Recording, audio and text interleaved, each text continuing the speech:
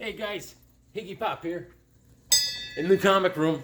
I'm very glad that you guys are joining me because I personally couldn't wait to get down here in the comic room because it was a very, very trying day. I had to practice patience and tolerance all day. Patience and tolerance because I was dealing with doctor's appointments with my mother and I had to just wait patiently. It was like I was fishing. I just had to wait until they started biting. I was like, leave the poor old lady alone, will you? Man, poking and prodding, you know? I was like, Ma, if they hurt you, you let me know. But I did go to the comic book store early today. I was waiting for them to open. I was like, come on, man, let's open. Open the door. Come on, get in. And what did I get? Wait till you see this. I got this right here. This is, if you remember the other day, I went over Vigilante, right? From the 1980s and everything, and the street vigilante, and this is my real favorite vigilante.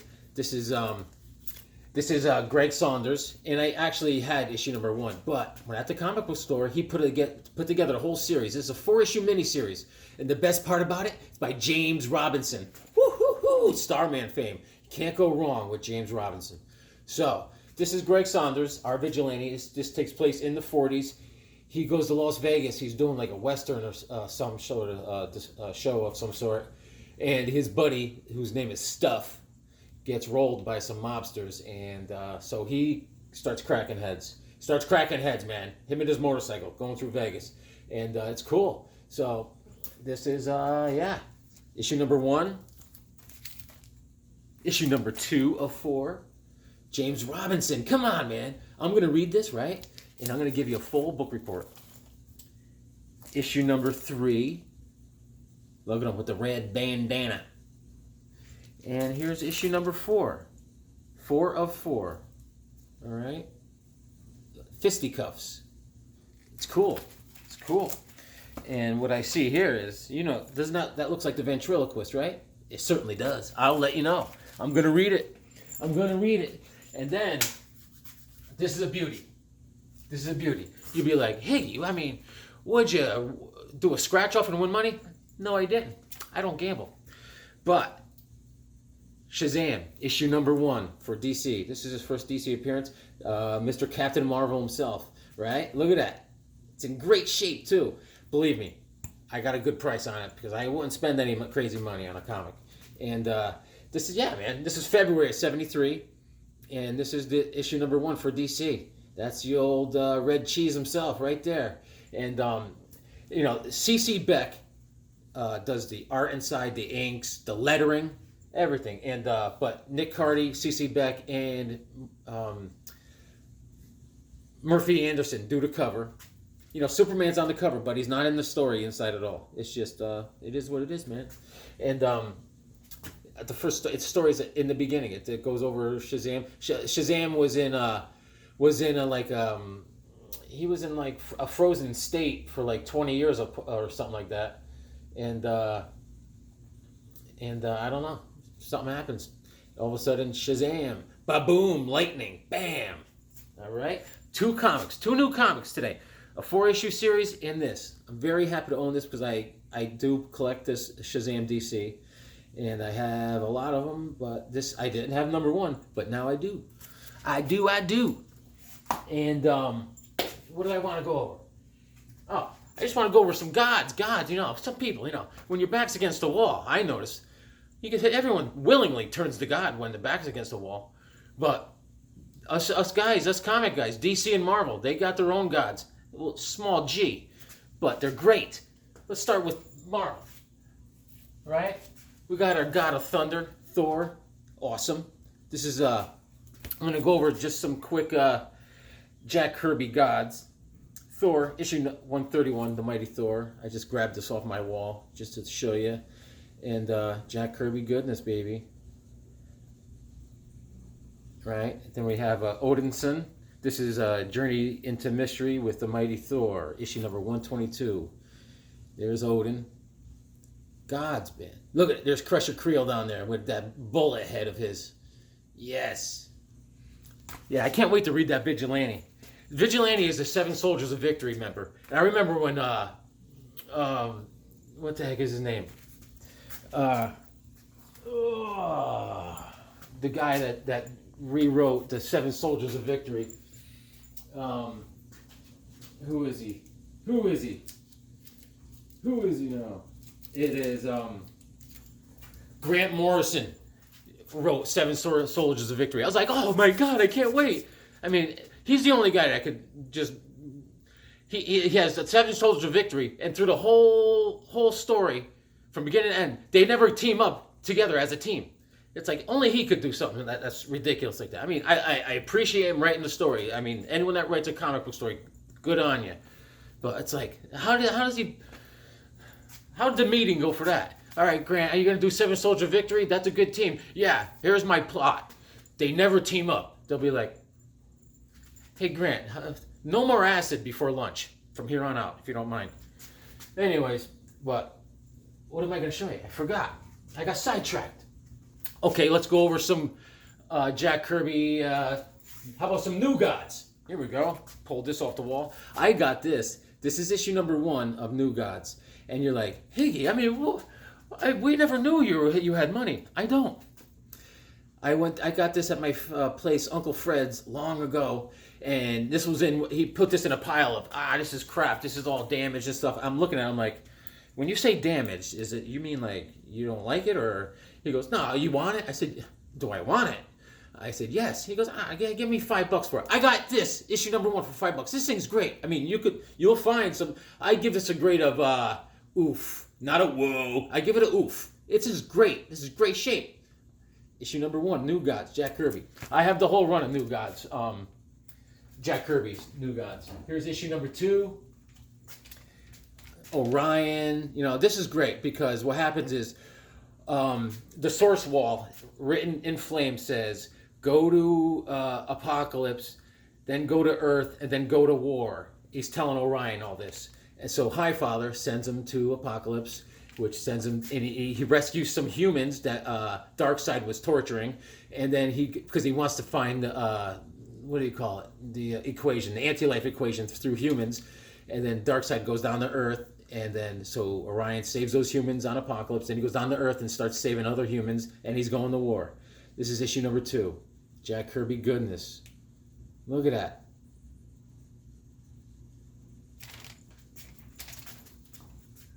Might as well go through them all. Issue number 3. This is in pretty good shape, too. Look at Orion. You know, usually he uses the mother box to make him look semi-handsome. When it turns off, he gets all... There's the Black Racer. Fantastic characters. Love it! Issue number 3. And issue number 4. There's Orion on his little speed racer there. Now that we've invaded Intergang, how do we get out alive? The Orion's Mob and the Deep Six. I'm doing pretty good so far. I mean, these are in pretty good shape. The first one was oof, but you'll see. It gets ugly. Let's see. Issue number 5. This is in good shape too. I'm doing good so far. Great Kirby action, baby. New Gods, issue number 5. It's great. Great story. Great story. Issue number 6. Here's Light Ray. Light Ray is down on Earth with Orion. All right. And Light Ray is a great character. Look at that, baby. Manhunter battles Mr. Meek. All right. What's this one here? Number 8. Okay. This one, I got to give it a grade of oof. Looks like someone changed the oil with it. This is issue number 7. You should be able to see what's going on this cover a little bit better, but it's all kind of muddied up. It's dirty. It's dirty. That is Steppenwolf up there. And this is a story in this comic about how Steppenwolf kills Highfather's wife or something like that, I believe. I can't remember. They got these war dogs and everything. It's great, man. Steppenwolf was out hunting, and he came across Highfather and his wife, and Steppenwolf kills someone somehow. I forgot. That's issue number 7. Here's issue number 8. Oh, this is, what's his face? Turpin. Look at Turpin. Turpin always looks like he got beat up, even though he always does. There's Calabac. Calabac was at Apocalypse running things when Darkseid was down on Earth being a creep. This is issue number 8. And what do we got? Issue number 9. There's the Bug. There's the Bug. He's bugging. The Bug is people that live on New Genesis down on the ground area, not floating up in a city, and they scavenge. Issue number 9. And issue number 10. The New Gods. The insect hordes of Mantis invade Earth. The Doom Domination. Mantis, right here, he comes out of a cocoon and he runs the bugs. Look at that. Look at that pose. Look at that dynamic Kirby pose. You're like, is that a shoulder or his bicep? What is that? Is that a lat? Is that a, what am I looking at? But it's great! And we'll stop it here at issue number 11. He's just crushing Calabac, Orion. I have a bunch of Orion runs. I have a trade of Orion, Jack Kirby Orion trade, which was a fun read. Of course, one of my faves is Mr. Miracle, too. We should go over that someday, guys. What do you say? What do you say? Great covers, right? All right, let me go over something. I want to go over something. Speaking of gods, there was a run by Perez that he wanted to upstart in 91 in DC. And a lot of people, he had trouble getting it off the ground, but he chugged along with it. War of the Gods, which was started in a Wonder Woman comic, volume 2 of Wonder Woman with George Perez. And as far as Wonder Woman goes, it was a 4-part series, but it went across through all of DC's characters. You can see them all there. And this is issue number 1 of War of the Gods. Hecate, the god, one of the gods for Wonder Woman, was trying to take out Gaia, Mother Gaia. And Wonder Woman is trying to take over, they're trying to take over humanity too. And Wonder Woman was trying to put an end to it. And all the superheroes in DC were getting together. This is all Perez. I mean, there's a lot of artwork going together. All the runs and series had to get involved. That's why it was such a problem. They're trying to make it work. But they did. Oh, guys, I forgot to tell you. I got something in the mail today. I got to get my letter opener.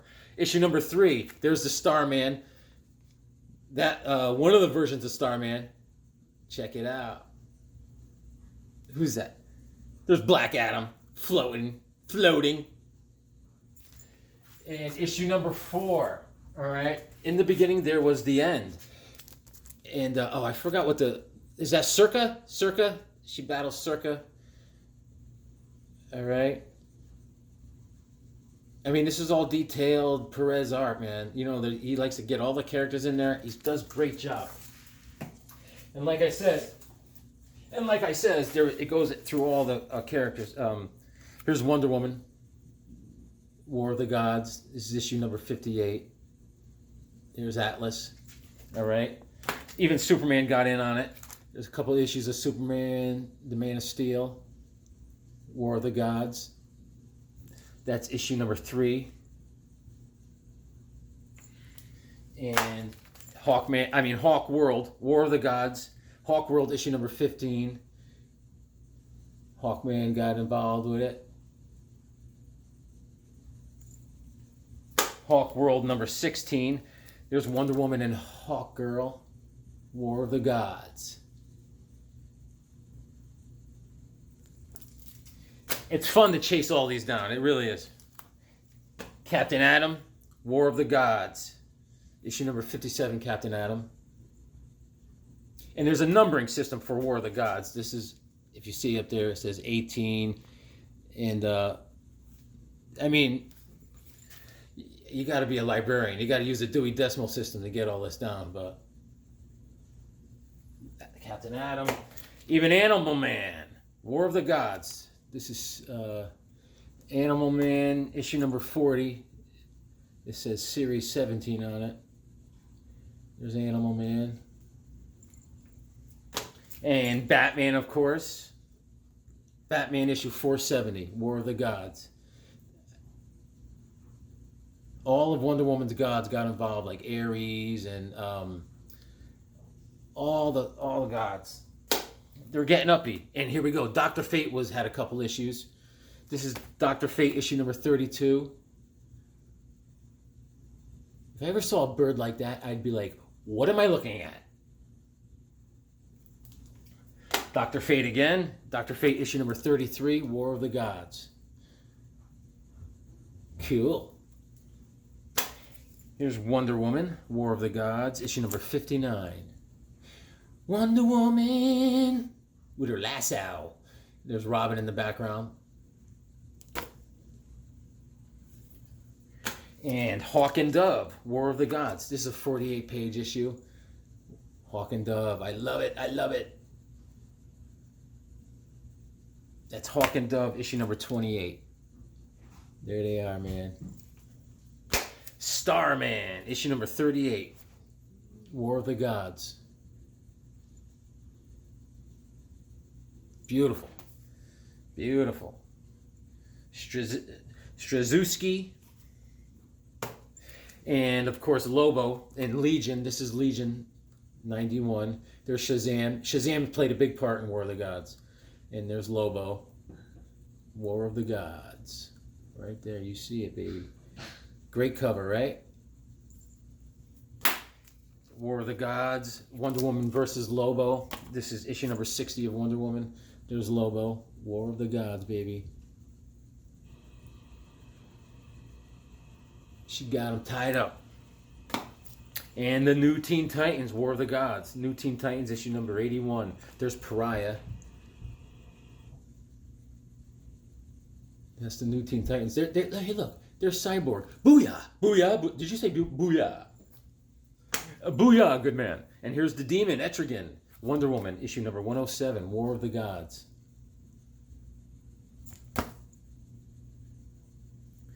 And War of the Gods, Suicide Squad, issue number 58. There it is. There's Adam, Count Vertigo, the Bronze Tiger. All right. Let's see what I got in the mail. I think I know, but we will find out. Sonia! Sword, please. I'm only kidding. I didn't mean to clap. You're looking good. You're looking good. You deserve a raise. Thank you. Got my letter opener. All right. Yeah, hold on. Let's see. This is the letter. Let's see what we got here. Let me see here. All right. All right. Let's see. Let's see. Take skill. Oop.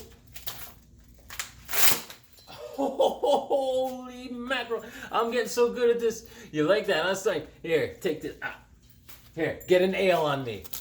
You deserve it, kid. Thank you. Thank you. Yeah. Tell your mother I said hi. Looking good. Keep it up on that treadmill. What an opener. That was a great opening. You're like, what am I looking at? I will show you. In my research of comic books, this is a graphic novel, number 11. This is the story of Void Indigo. This is by Steve Gerber, who did Omega the Unknown and Howard the Duck. Steve Gerber, and he was